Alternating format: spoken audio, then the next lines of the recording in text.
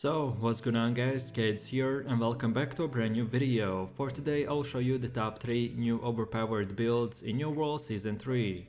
So there is a new meta, and that's why for each and every single build I will explain what attributes, weapon masteries and even weapon and gear perks you want to have. Then what gems and specific gear you want to use to get out your stats as much damage as possible. Then as well I will show you the best gameplay of me using different weapon combinations, so you would know which abilities you want to use first on your enemies and much more. So if this sounds interesting to you, then let's get right into it. So then moving over to the first build, which is the one and only bow and hatchet, and these are the attributes you want to have. So no matter from which level you start using this build, you first of all want to get your dexterity to 200 and then get 50 points in constitution and then continue putting everything else in dexterity. And around level 60 you should have 300 dexterity and 150 constitution. And lastly for your gear you want to go with the light category, and the best setup is to have medium chest piece and then the rest light equipment. So then taking a closer look at the first weapon, which is the bow, and these are the weapon masteries you want to have. So first things first, you want to unlock the first ability called the evade shot and then get these 3 perks. Then afterwards get the second ability called the poison shot and then get these 3 perks. Then from here let's move over to the other side and unlock the last third ability called the penetrating shot and then get these 4 perks, and that's it. Now from this point and onwards you're free to pick and choose which perks you want to unlock next. So then let's move over to the second weapon, which is the hatchet, and these are the weapon masteries you want to have. So first of all you want to unlock the berserk ability with these 2 perks. Then afterwards unlock the second ability called the feral rush and then get these 2 perks. Then lastly unlock the last third ability with these 2 perks, and that's it. Now from this moment you're free to choose in whichever order you want to spend your points. Okay, so now let's go over to the gameplay where I'll show you the best way to play this build. And for the weapon we have the hatchet, and when attacking an enemy it's super simple. You want to use your Q ability, aka activate berserk mode, and then keep on using auto attacks and use the R and F abilities, which are just simple damage spells. The best thing about berserk mode is that it will give you self-healing and movement speed, so you can use it to run away or run towards an enemy. And then for the second weapon we have the bow, and the first Q spell is called the poison shot, which gives you the ability to shoot an arrow, and when it reaches a target the arrow will explode and create a green poison smoke, and enemies standing in that smoke will be taking damage every second. Then the second ability is called the penetrating shot, which deals a lot of damage, and the arrow itself can go through multiple players, which makes the spell very useful in PvE and PvP as well. And then lastly our third ability is called the evade shot, which when using makes your character leap back 5 meters while shooting 1 arrow. Okay, so the best way to attack a player is at the start always try to have a distance between you and the enemy. So no matter if you're farming mobs in PvE or doing solo PvP, the same principle and rules apply. So from distance you want to use the bow, and the way I like to do it is shoot 1 normal attack and then shoot 1 poison shot and then use the penetrating shot, and this will poison the enemy and make him take damage every second. Then from here always try to keep on using your dodge rolls and swapping your weapon, and this will activate your perks on the bow, which will give you the ability to get haste and damage increase. So for as long as you keep your distance, keep using the bow, but then when the enemy comes close to you or you to him, switch to the hatchet and activate berserk mode and use the R and F ability whenever they get off cooldown. And then lastly, to again create even more distance, switch to the bow, and by using the evade shot and normal attacks you should be able to finish off the enemy. My main point that I want you to understand is to use the bow for range attacks, and for close distance fighting use the hatchet. Both weapons are very high damage, and the hatchet itself is meant more for spamming left clicks, while the bow will take more time to practice aiming. And then last thing I want you to practice is dodge rolling and swapping your weapon back and forth. So it's very simple. You normally run, then dodge once, and before the animation ends you swap your weapon. So then without the animation you can dodge twice, and this will give you more crit chance and just general movement speed. This one dodge and swapping from bow to hatchet and then back to bow will give you nice speed boosts, which you can use normally to run around the map a lot faster or in PvP and PvE to create more distance and make yourself a very hard target to catch. So remember to utilize the hatchet's berserk mode, which will give you increased speed boosts, and then when that gets on cooldown, keep on doing dodge rolls and swapping from your bow and back to it, and this will give you huge amount of movement speed and not a single player will be able to catch you in open world. So now for my last and final conclusions for this build. This bow and hatchet weapon combination right now is one of the best solo builds for PvP and PvE. Then of course you have to consider that to play this build, it will be a lot harder and take more time to practice aiming, especially at moving targets, because it may seem easy to hit a standing target with a bow, but in reality it's actually quite hard. So then last but not the least, for the bow and hatchet you want to use the opal gem,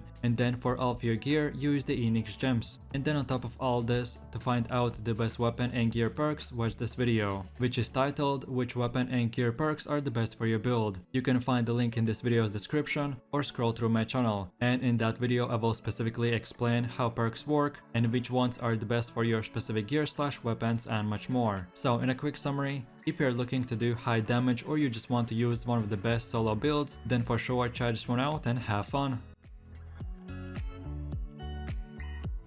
So then moving over to the second build, which is the Flail and Warhammer, and these are the attributes you want to have. So first things first, if you start from level 0, you want to get your focus to 100 and 200 in Constitution, and then continue putting everything else in focus and Constitution. And then around max level and max gear item score, you should have around 100 strength, 150 focus, and 350 Constitution. And then lastly, for your gear, you want to go with the heavy category, and this of course means using every single heavy equipment with a tower shield. So then taking a closer look at the first weapon, which is the Flail, and these are the weapon masteries you want to have. And if you want to unlock these perks and skills in the same most efficient way, then just follow these numbers on the screen. So then moving over to the second weapon, which is the Warhammer, and these are the weapon masteries you want to have. So same thing again, if you want to unlock these perks and skills in the most efficient way, then just follow these numbers on the screen.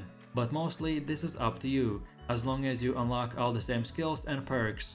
Okay, so now let's go over to the gameplay, where I will show you the best way to play this build. So for the first weapon we have the Flail, and your first Q ability is called the Arcane Smite. This skill will make your character leap forwards and strike the ground, which will do damage in 2.7 meter range, while behind ourselves leaving a hazardous area that will do damage for 6 seconds, and weaken the enemy for additional 10%. Then the second skill is called the Arcane Eruption, which will create an eruption in front of our character, dealing damage to enemies, and inflicting 2 stacks of impairment for 6 seconds. And then lastly we have the Warding Bludgeon, which will perform a spinning leap. This will do damage, and while you're leaping, you will get a reinforced fortification, which will increase your armor for the next 8 seconds. And then for the second weapon we have the Warhammer, and your first Q spell is called the Shockwave, which will slam your hammer into the ground, causing a 3-meter earthquake that deals damage and staggers and roots enemies in front of you for 2 seconds. Then the second skill is called the Path of Destiny, which will create this powerful ground strike that deals a lot of damage in the AoE range. And then lastly we have the Wrecking Ball. This skill will strike the ground with your Warhammer, dealing damage and at the same time knocking down your enemies. Okay, so then let's move over to the rotation. And no matter if you're farming mobs in PvE or doing PvP, the same principle and rules apply. So then at the beginning of the fight we want to start with using the Arcane Smite and Arcane Eruption, which will debuff the enemy and do damage. So then we use the Warding Bludgeon, and then right away we switch to our second weapon, the Warhammer. And then from here we keep using the Shockwave, and then right after the rest of the 2 skills. The main idea behind this playstyle is to do a lot of damage, but first of all dealing damage and debuffing the enemy with the Flail, and then switch to the Warhammer for even more damage, or just general stunts, which will be very useful for group PvP or general PvE like expeditions and etc.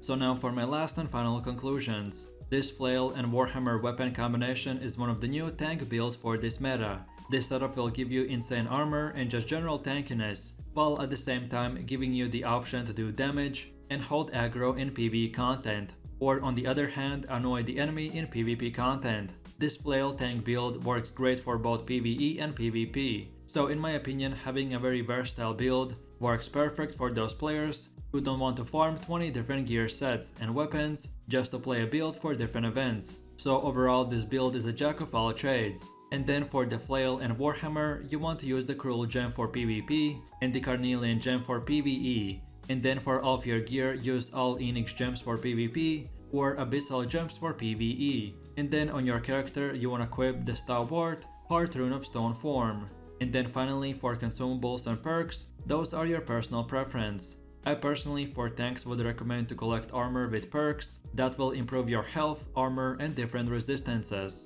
depending on what type of content you are doing. But of course, depending on what you want to do, this will be different for every player. So in a quick summary, if you're looking for the new meta Flail tank build, then for sure try this one out and have fun. And now moving over to my last and final build, which is the Greatsword and Sword with Shield.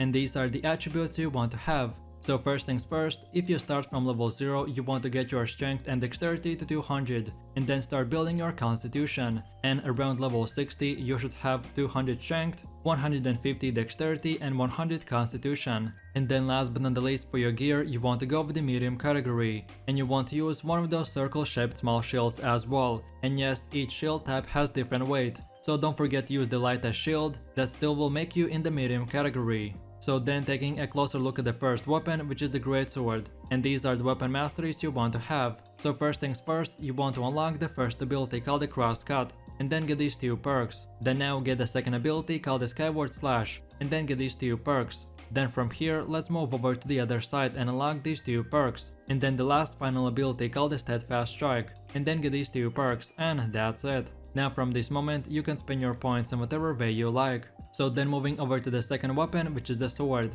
and these are the weapon masteries you want to have. So first of all, you want to select these 2 perks, and then the first ability called the Leaping Strike, and then get these 2 perks. Then from here, let's go over to the other side and unlock the last 2 abilities called the Shield Rush and Shield Bash. And then lastly, get these 2 perks, and that's it. Now again from this point and onwards, you can spend your points in whatever way you prefer.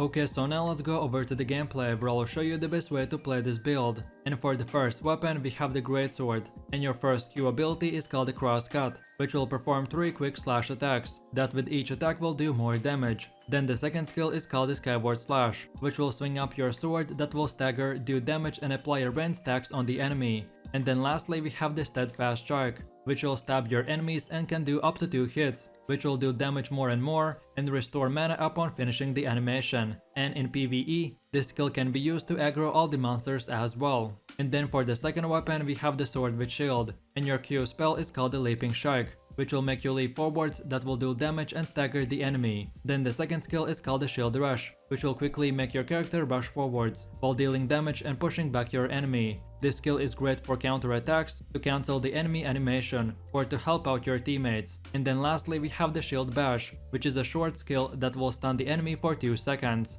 And this is the longest stunning ability in the game. Okay, so then let's move over to the rotation, and as I've already said, if you're farming mobs in PvE or doing PvP, the same general principles and rules apply. So at the start of the fight, you want to use the sword and shield, and use the Leaping Strike to close the distance between you and the enemy. Then now use the Shield Rush, and then when the stagger ends, right away use the Shield Bash, which is the longest stun in the game. So then in those few seconds, now we want to switch to the Greatsword and use the Crosscuts, and keep spamming the heavy attacks. Then when the enemy starts dealing back damage to you, then now we use the Skyward Slash to do damage and stagger. And then lastly we use the Steadfast Strike, and then from here we just keep on using the Greatsword attacks till the enemy gets eliminated. Or if you ever get in trouble, then switch back to the Sword with Shield and just keep on blocking the enemy attack by holding the right click, and that's it. So now for my last and final conclusions for this build. This Greatsword and Sword with Shield weapon combination is super fun to play, and as you're using a medium armor, you can take some damage and at the same time do very high DPS numbers. So then last but not the least, for the Greatsword and Sword with Shield, you want to use the Opal gem, and then for all of your gear, use 3 Malachite and 2 Onyx gems. And then lastly on your character, you want to equip the Heart Rune of Detonate.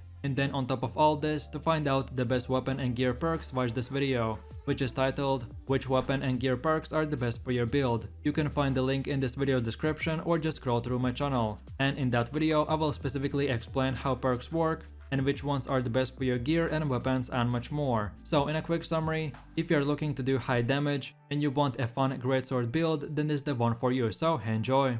And that's about it. So I really do appreciate everyone for watching, guys, and I hope you enjoyed it.